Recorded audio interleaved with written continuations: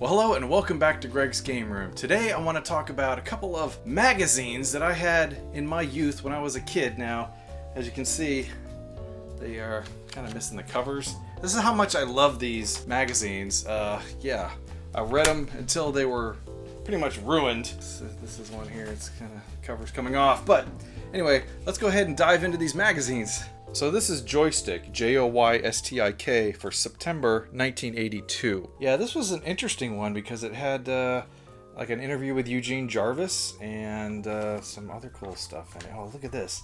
The Electric Yo-Yo and Fantasy. I don't know what it is about some of these screenshots and looking at some of these old pictures, but man, they bring back a lot of memories. Oh, there's Eugene Jarvis.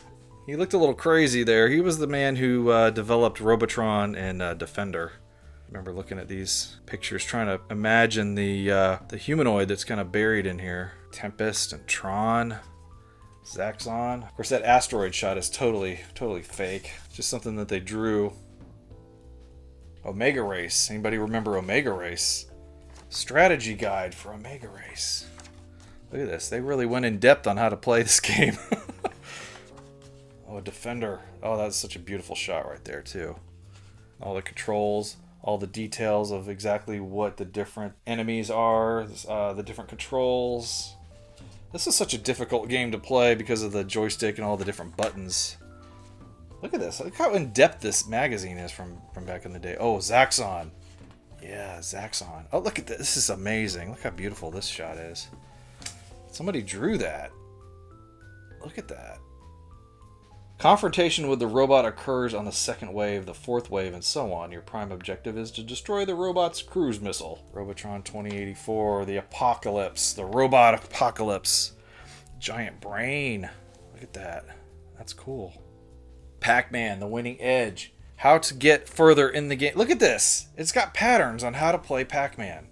Of course, the problem with this is I was never able to get this far in the game anyway. So this is kind of useless to me, but hey, that's pretty cool that, hey, here's the pattern that you can use to play this game in the higher levels. I wish they just had a beginner's guide. Oh, I love this. Oh, look, there's another pattern. I love this. This was the Pac-Man day where Atari was really promoting hard the original Pac-Man for the 2600 game. Look at this. Oh, isn't this awesome? Discover Atari right on the front of Pac-Man, the ghost. Hey, look, we're friends now. Yeah, this is my entire memory of Tempest right here. The original plan called for monsters. That's right, monsters. The odd electrical shapes that define the modern Tempest machine. At a late developmental stage, Atari programmers realized that the Tempest video screen couldn't generate proper monster resolution.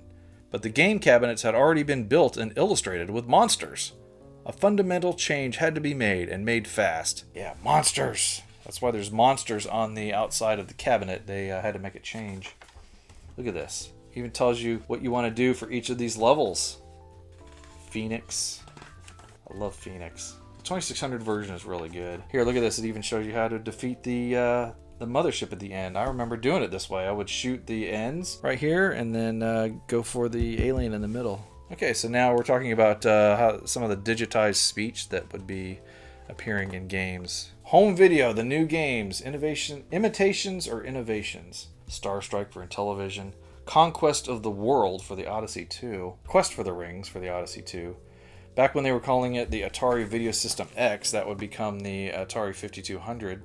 Oh, I remember this page. Oh man, I love this.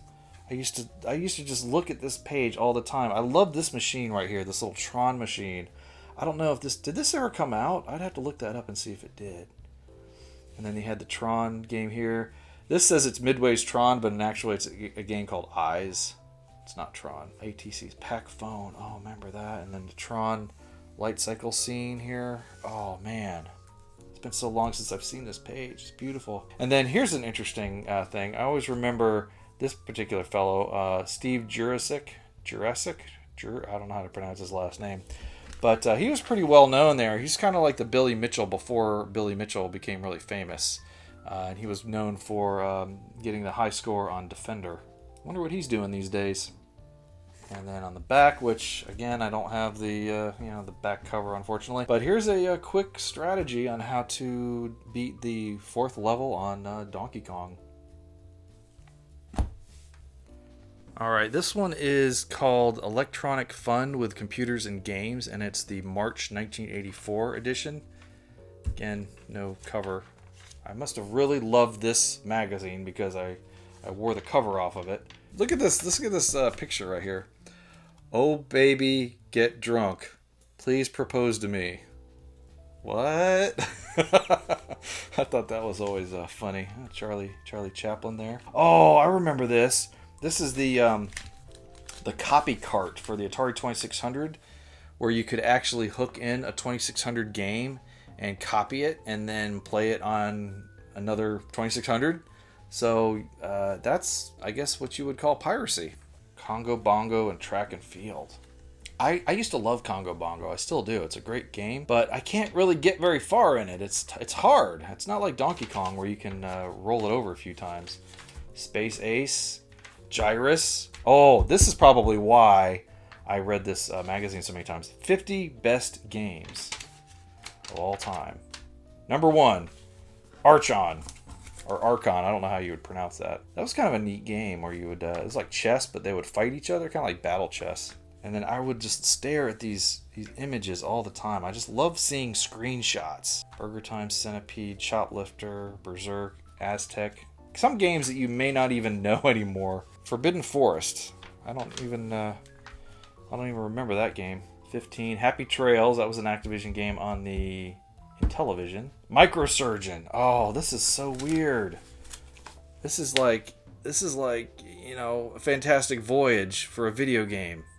It's so weird.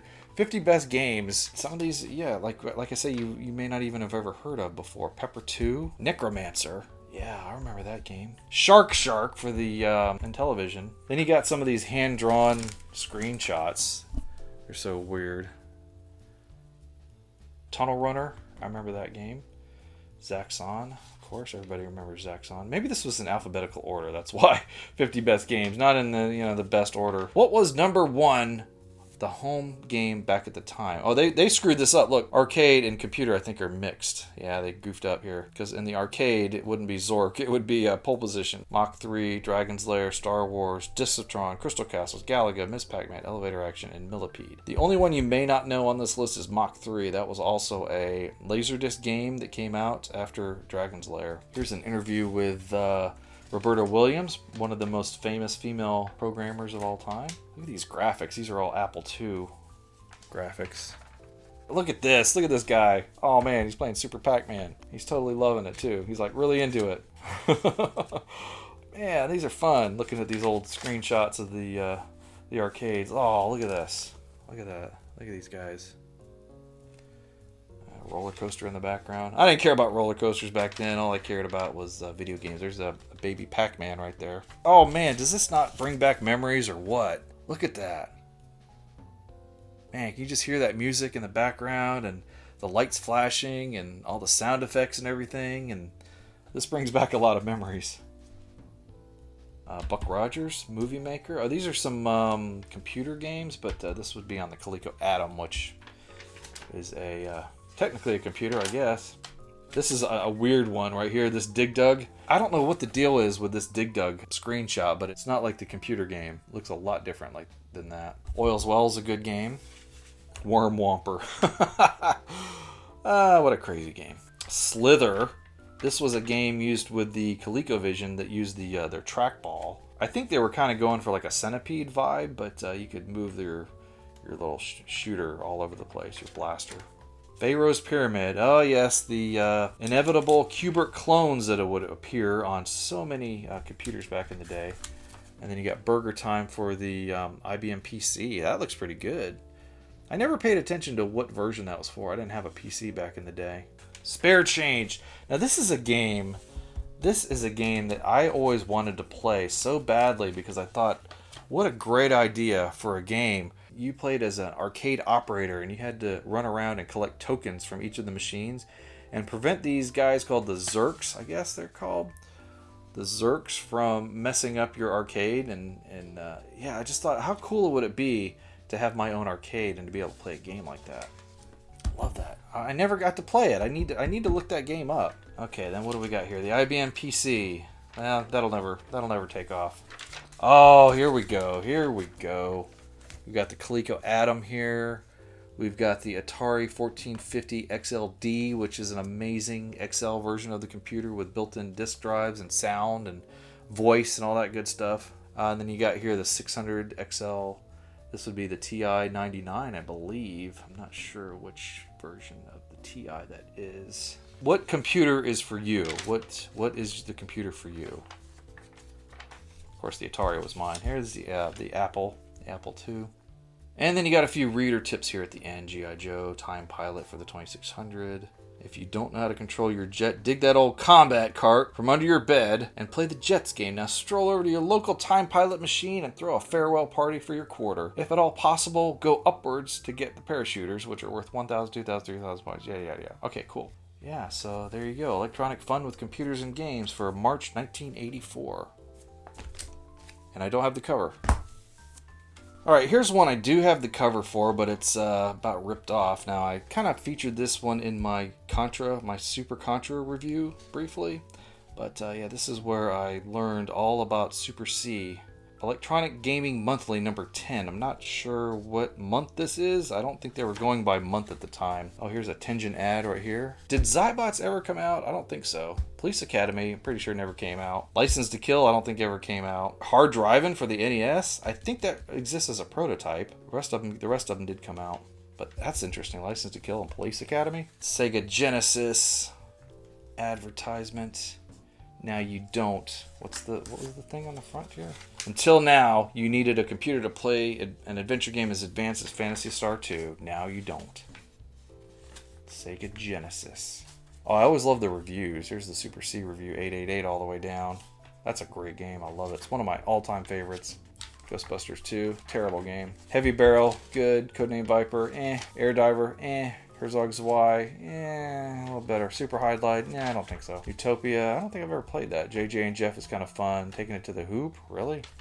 Flipple, Space Invaders, Spider-Man. I always loved the gaming gossip section with Quarterman, whatever his name was. I think he was not a real person, just an amalgamation of many different people who were adding this kind of information in here. Here we go. This was the part that interested me here. Right here. Little Lynx may be on its way. The baby brother to the larger Lynx could appear this year with all the functions of the regular portable and a smaller crescent-like design. Well, that's interesting because they did release a Lynx 2. It is slightly smaller, but it's not in a crescent design. I wonder if that number's still good. Somebody call it and let me know. Batman, Gang Ground, Vermilion.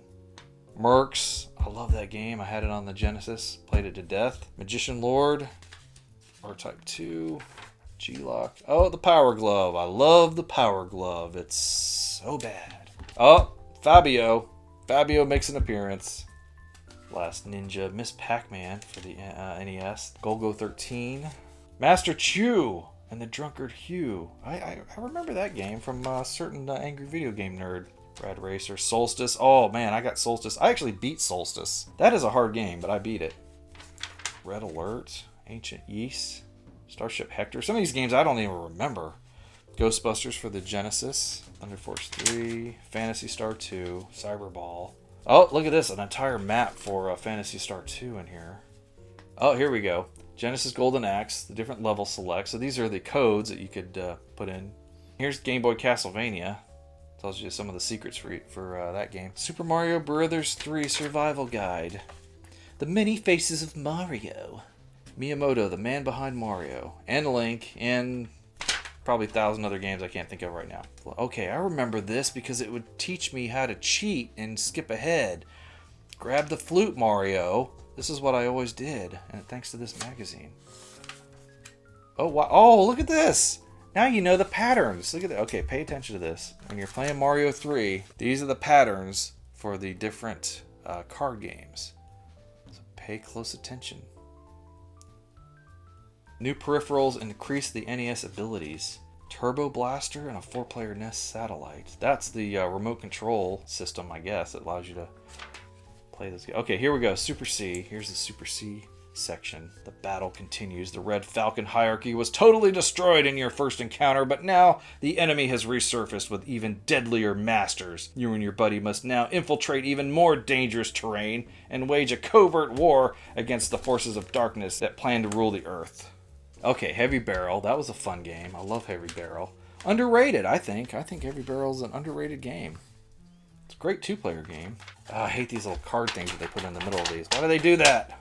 Sega Masters. Okay, now they get into the different sections for each game console. I thought it was kind of a neat idea. Of course, I always gravitated to the Atari stuff. Turbo Champ section.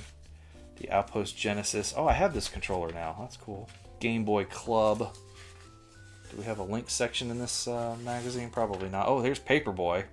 I don't think that was a very good version of Paperboy for the Game Boy. Here we go. Oh, yes. Oh, man. I'm so disappointed in myself. Look at this. This is the Atari Adventure section with all the Link stuff. But look what I ended up doing. I checked off every one of these games that I had or wanted. Man. Well, oh well, I guess it gives a little more character. I have a check here for Road Blasters because I really wanted that. Zarler Mercenary. I wanted all these games for the Links. That was it. That's the whole Link section. Now we're back to advertisements again. Okay. To save Blabonia, take 1. Oh, look. I got this from Electronics Boutique. Check that out. I wonder how much it was. It looks like the price is kind of faded over time. I can't even see the price. Or they may not even have put the price on here. It may have just been the whatever the cover price is of the magazine, which would have been $3.95. So $4. All right, well, that's going to do it for my tour down memory lane of reading some of my old magazines. If you like this video, please make sure you hit the like, share, subscribe, all that good stuff. Thanks for watching, and we'll see you next time. One of my links is, this isn't my original one, but this is my second one. This is my original links, so I actually have 2. I love you.